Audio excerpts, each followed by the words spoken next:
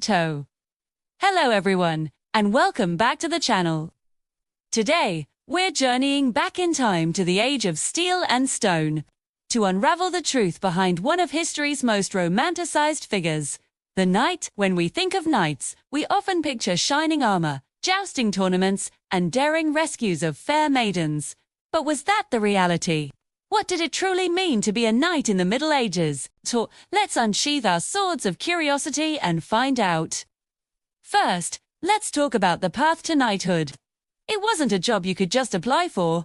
For most, it was a long, arduous journey that began in childhood. Typically, a boy from a noble family would be sent away around the age of 7 to serve as a page in another lord's castle. This wasn't just about learning table manners, though that was part of it. As a page, he'd learn basic combat skills, horsemanship, and the principles of courtly life.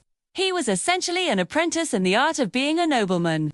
Around age 14, if he showed promise, he would graduate to become a squire. This is where the real training intensified.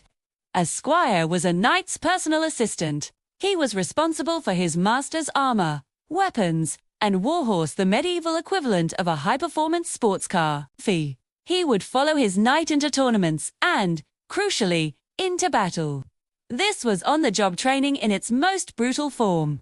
He'd witness the chaos, the fear, and the sheer violence of medieval warfare firsthand. It was a squire's duty to aid his master if he fell, bring him a fresh horse or weapon, and protect him. It was a dangerous role, but it was the final essential step before earning his own spurs. So, after years of service, how did a squire become a knight? The ceremony, known as an accolade or dubbing, was a deeply significant moment. It could happen on a battlefield as a reward for bravery, or during a formal ceremony at court. The aspiring knight would often spend a night in prayer, a ritual called the vigil. The next day, he would kneel before his lord, or sometimes a king, who would tap him on the shoulder with the flat of a sword and declare him a knight. He'd be presented with his own sword and spurs, symbols of his new status. This wasn't just a promotion, it was a transformation. He was now a member of a prestigious warrior brotherhood. Now, let's tackle the big one. Chivalry. We imagine chivalry as a rigid code of conduct. Protect the weak, honor women, fight for justice. And yes, that was the ideal.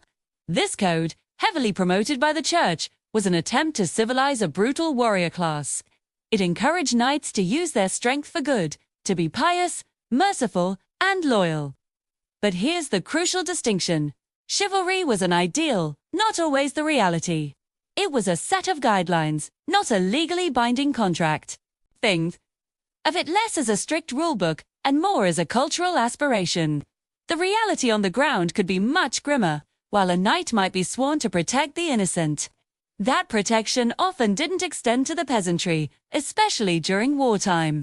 The rules of chivalry mostly applied to how knights treated other nobles. For instance, capturing an enemy knight for ransom was far more common and profitable than killing them. This was a professional courtesy among the elite. But when it came to a peasant village, the same knight might pillage, burn, and terrorize without a second thought. The romantic image of a knight defending a humble farmer is, sadly, more fiction than fact. The primary duty of a knight was to his lord, and that duty often involved waging brutal war. Let's talk about the gear. That iconic suit of shining armor wasn't just for show. It was the cutting edge of medieval military technology. But it was also incredibly expensive. A full suit of plate armor could cost as much as a small farm. Nets, before you even factor in the warhorse or destrier, which was specially bred for size and strength and was equally, if not more, expensive. This meant that knighthood was, by necessity, a profession for the wealthy.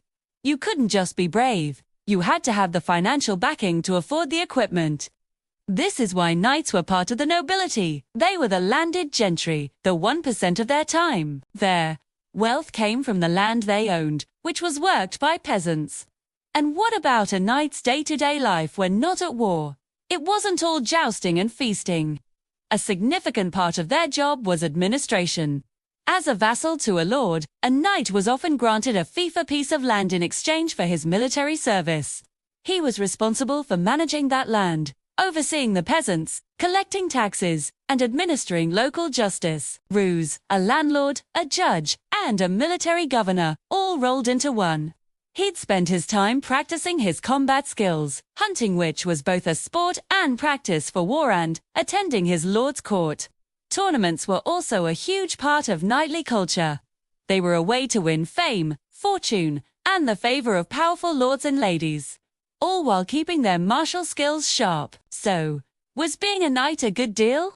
It had its perks, for sure. You had status, power, and the potential for immense wealth and glory. You were at the top of the social hierarchy. But the risks were enormous. Life on the battlefield was brutal.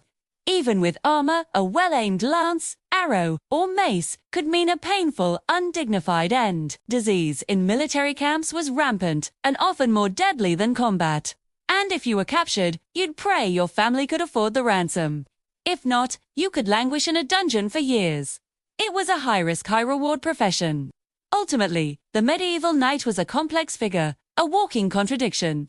He was a symbol of both Christian virtue and brutal violence, of courtly love and feudal oppression. The romantic image we have today was largely constructed later, in poems and stories that cherry-picked the glamorous ideals while ignoring the often harsh and violent reality. The real knight was a professional soldier, a landowner, and a member of the ruling class, whose existence was defined by loyalty to his lord and his prowess in combat. See, he wasn't always a hero, but he was undeniably one of the most powerful and influential figures of the Middle Ages. Thank you so much for joining me on this deep dive into the world of knights. It's a fascinating subject, where the myth and reality are often worlds apart. If you enjoyed this video and want to explore more historical truths, please consider hitting that like button and subscribing to the channel. Really helps us create more content like this. Let us know in the comments what historical topic you'd like us to tackle next. Until then, stay curious.